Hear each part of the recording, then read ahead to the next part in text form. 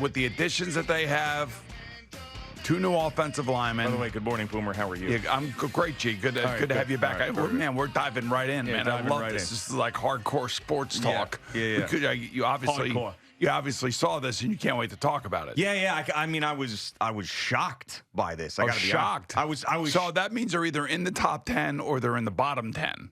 I think it's fair to say, yeah. They're either in the top 10 or the bottom 10. Shocked. If you are shocked. Did you guys see this, by the way? Because I'd like to see what your blind opinion on this as well before I did Boomer not. guesses. So you didn't see this. All right. So if I'm telling you that I am shocked by the result of where Pro Football Focus has the Giants when they're ranking their roster, where do you think they have them? I'm going to say 30 out of 32. Okay. If you're shocked, because I think you think the Giants suck, so I'm going to say 15. Yeah, it's like, see, this is the thing. Shocked because of what they've done this offseason with adding those 2 offensive linemen. Yeah. Brian Burns, drafting Malik Neighbors. I mean, they have basically added 4, and Devin Singletary, by the way, who is a good back, is a really good back. He may not be the burst or have the burst that Saquon Barkley has, but he's a really good, solid running back. So I'm telling you, they upgraded pretty much at every position that they've attended to, with the exception maybe of safety and a running back. Well, corner. Yeah, but they got some young guys coming back from last year, and they have a new defensive coordinator. All right, so you're shocked. Eddie, you said 15. That's in the middle. That's not shocking. Shocking would be like 9th or 10th. Shocking would be 28th to 32. I'm gonna say it's a lot. I'm gonna say 28th. All right, so you and Fleegs are on the right track. I'm shocked because I can't believe how bad it is. It's 31 out of 32. The only worst roster is the Denver Broncos. Now, I would have been more shocked if the Jets were in the top 5, but I'm still shocked. To me, the Giants. You're talking about the Giants, not the Jets. Sorry. Jets are in the top 5. That's why I said that. Freudian slip. Okay. The Jets are actually number 4 on this list of rosters. So I would be very shocked if the Giants were in the top 5. More shocked than I would be when I saw 31. But I thought the Giants would be somewhere in the 21 to 25 range. 31 out of 32? According to Pro Football Focus. Right. Which, what does it really matter? We don't know. I know one thing that my former colleague, J.J. Watt, was not. He doesn't like. He Pro was not Football a supporter of Pro Football Focus. But, I'll keep it at that. Right, but Chris Collinsworth is the one who was part of starting it. Yes, and we obviously respect him and his football knowledge and everything else. Yeah, and they try really hard to get the right people looking at the right tape and trying to make decisions, and then spitting out the data, and then. It's amazing how many people in college use it and how many people in the NFL use it. So it is a useful tool that many people do rely on for quality and accurate information. Yeah, now we watch John Mara and we see them watching the TV screens, and we see that they are tuned in to some of the stuff that happens around the league when it comes to a news and information standpoint, because they have it on in Joe Shane's office. They have the NFL Network. NFL Network, right. Yeah. So they've got that on. Now, Joe Shane also said he doesn't listen to sports talk radio. He couldn't tell you what channel it was because that's more opinion-based as opposed to news-based. I wonder, as tuned in as they seem to be with certain things, like does John Mara look at this and go, what? 31 out of 32? The New England Patriots, the Carolina Panthers, the Washington Commanders, the Arizona Cardinals, the Indianapolis, all these teams have better rosters than what we have, and this is your 3rd year? Are you, what? I mean, how is that even possible? Now, they may not agree with it, but at the same time, that's bad. That's bad. That is it's pretty eye-opening. I didn't think they would be ranked that low, but look, it's a chip on the shoulder spot. If you ask me, it's a motivational spot. I mean, I guarantee you the players have seen this. I guarantee you this will be something that, Brian Daboll will use as motivational forces to try to hopefully get this team really focused in. But it also goes back to, the quarterback position. Like, where is Daniel Jones ranked in their eyes when it comes to that position, being that that is the most important position. Because I'm assuming that they take the entire roster and they attach a data point to that particular player that's playing that position, and they probably do it by the most important positions going forward. So Yeah. the most important position is quarterback. The second most important position would be left tackle. So left tackle, they got one of the top left tackles in football.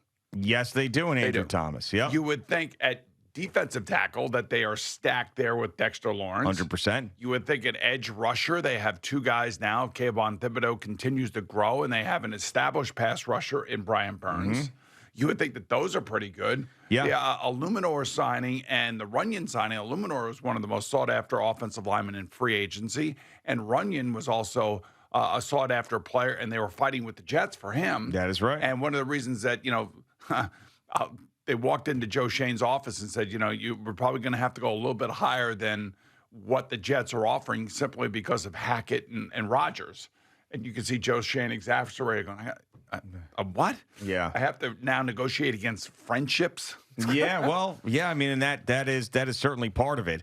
And it's interesting in watching that episode. And by the way, too, we know in talking about Daniel Jones, we always sort of knew, but it is hammered home in the preview of the next episode that they wanted to trade up. There were multiple guys they had their eyes on. There's a video in the preview of Brian Daboll being asked, is Jaden Daniels a guy you would trade up to get? And Brian Daboll said, yes, we know that they like Drake May, and they would have traded up if the price were right. And you would have had Daniel Jones having to have a top 3 pick sitting behind him, or maybe even starting if he wasn't completely healthy. And we would have had another one of these guys come in here that would have been potentially the future of the quarterback position for one of these two teams. So they wanted to do it. It just was too pricey for them. But they were trying very, very hard to move up.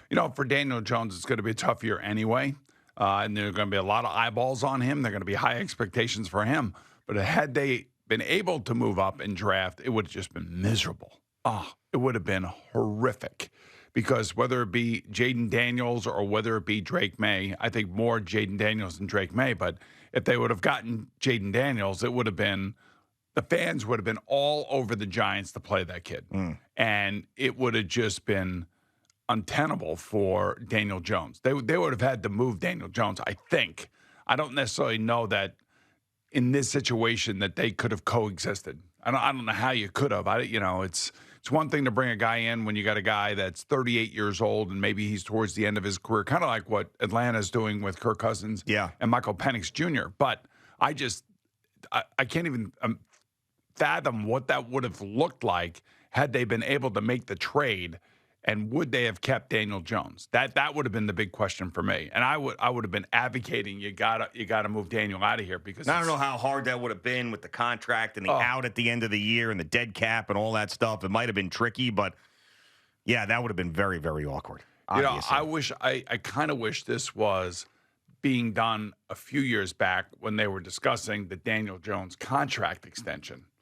I would have loved to have seen some of those conversations going on around the offseason, much like we're seeing now about how they're trying to acquire free agents. We're going to go through the draft with them.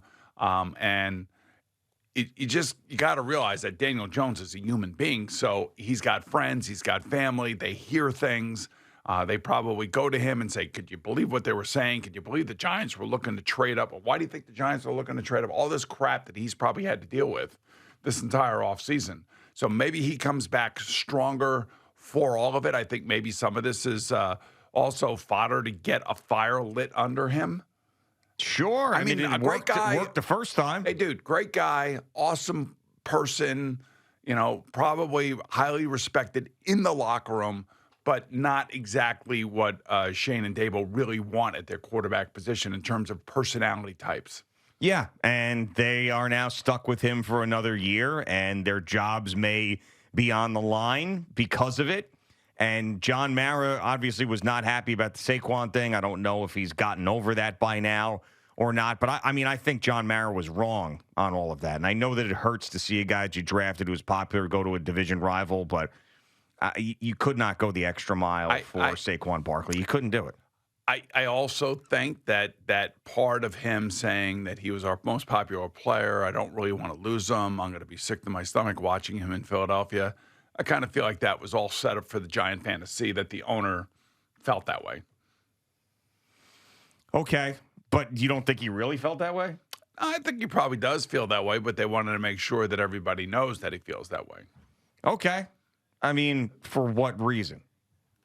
Were Giant fans really all that upset that Saquon Barkley left? It's not so much that he left, it's where he went. Yeah, I know. And if he goes on to have, like a combined 2,000-yard season receiving and rushing, I think you're going to have exactly what John Mara kind of was pointing out to Joe Shane. Okay, I'll let you kind of do it. This is how I took it. I really don't want to. He's our most popular player. He's perfect. I love the guy, and he's going to the Eagles. It is kind of like he doesn't want to get himself immersed in making the decision because there has been over the years many people who have felt that he's been too hands-on and that he has allowed the wrong decisions to go on, or maybe he's made decisions because he has been, loyal to certain players, Eli Manning being one of them. Yeah. And now that loyalty here is showing up towards Saquon Barkley, at least verbally it is. Yeah, I mean, and I think that John Mara 100% hears the criticism about him being too involved in the football stuff. So that benefits him as well to go in there, give his opinion, and it's not the opinion that ended up winning out in the room because Joe Shane and his guys did what they were allowed to do. John Mara didn't say, go and sign that guy. You have to. He just dropped a couple of hints here or there. Now, I know that Mike Lombardi went on with McAfee yesterday and absolutely slammed the Giants and Joe Shane and his staff and how do you allow all this access in there and show that the owner is unhappy and all of these things. And I don't know. To me, that seemed like a healthy general manager room where a owner could come in and express his opinion. Okay, sir, I hear you, but you hired me to do this job, and I'm going to do this job. Yeah, I mean, I felt the same way. I felt like, they're giving Shane and Dabo a chance really to get the team where they want to get it. They just can't get the quarterback that they want. And that's been a real problem for them. So, I just Mike Lombardi agreed with me, however, that there are so many people in there. It's so many opinions. But that's like every team, though, isn't it? Yeah, it is, but I don't necessarily know that it's opinion-based. I think the opinions are coming from people that are evaluating players that the Giants may be interested in or may be able to draft. They go into these in-depth investigations on these players. What are they like? What did they do? Were they in trouble in college? What did the high school coach say about them? All of these different aspects of reading into these players. And then these people bring their opinions about those players to the general manager because the general manager has got to count on those people to really find the right players. And then he ultimately has to make the decision, are we drafting a need player or are we drafting just this great athlete that we'll figure out what to do with him when he gets here? Yeah. I mean, I think most teams in the NFL have a massive amount of scouts and people in a room. I think it's just only the Jets that have the one person that runs the whole organization, and Aaron Rodgers. There's just one guy in the room. And 5 guys getting them ayahuasca. Yeah, right, yeah. So it's just him. They have the smallest decision-making room in the NFL. Just the one guy when he's around. Then the question is, when is he going to sign or trade for Devontae Adams? Yeah, hopefully sooner than later as that continues to churn. I did see another kind of piece of speculation that does kind of make sense when I saw it. A ton of tenth. Now, it has nothing to do with the Jets. It has everything to do with the 49ers and the Raiders. Brandon Ayuk, very unhappy about a contract. Yep. Devontae Adams chasing a ring. It would be the perfect scenario for the Raiders to sign Brandon Ayuk to a long-term contract. They'd have their number one young guy, a part of the rebuild out there. And then Devontae Adams would be happy by going to the 49ers because now he would have an opportunity to win a Super Bowl ring. Man, Makes a ton of sense. That kind of does make a ton of sense. Man, let me tell you. I don't know. Can they if they can't pay Brandon Ayuk, can they pay Devontae Adams? Well, Would that work? $16 million? Yeah, I think I think they could definitely Wow. fit that in there. Or they could, again, like I told you, because Devontae Adams, according to Spot Track, is scheduled to make $36 million next year. That's why the Raiders have to trade him. Yeah, I mean, listen, I know And that the Raiders are going to want something for him. And if they were able to acquire Brandon Ayuk and then give him a contract extension as a young man, a young player, reaching his potential, and then giving Devontae Adams an opportunity to go for a Super Bowl, I could think Devontae Adams would be happy with that. Oh, yeah. I mean, and Ayuk's a very good player. I still think Devontae Adams is head and shoulders above him. You add him to that offense, my God. But it's it's a money thing. It's a cap space thing. And, the one thing about John Lynch and Kyle Shanahan out in San Francisco, they just don't sit on their hands. They are willing to make mistakes, and they are willing to go after players. And we've seen that, and now they've caught a little bit of lightning in a bottle with Brock Purdy making no money. Yeah. And that helps because then you could start building around him, and they're going to have to give him a significant raise this year. So there's going to be some money going his way. I just don't know how much money's going his way. I don't know where they're starting that contract at.